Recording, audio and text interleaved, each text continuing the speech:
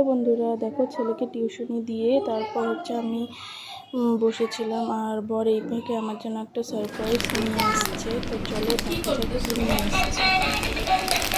কি সারপ্রাইজ কি আছে এটা? দেখো খুলে।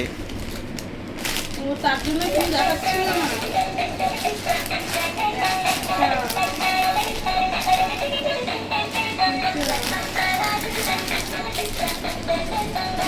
কত আনছো তুমি? এতগুলা?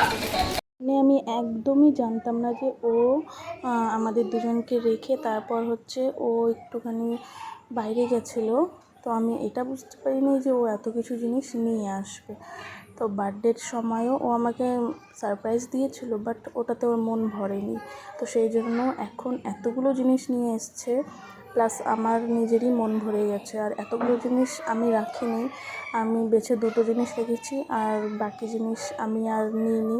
কারণ হচ্ছে প্রথমত তো হচ্ছে আমার সাইজে একটু গড়বড় হচ্ছিলো, তাই তো সেই জন্যই আমি হচ্ছে ওগুলি আর নিইনি।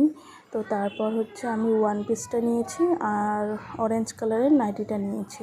তো যাই হোক, তো এরকম ছোটোখাটো সারপ্রাইজ পেলে তো ভীষণ ভালোই লাগে, তাই না? আর কুর্তিগুলোর সাথে না ওড়নাও ছিল, তো সেই জন্য আমার ভালো লেগে গেছিলো। তো কী করা যাবে, ওগুলি আর নিইনি। আজকে তো এতগুলো সারপ্রাইজ পেয়ে ভীষণ ভালোই লাগলো।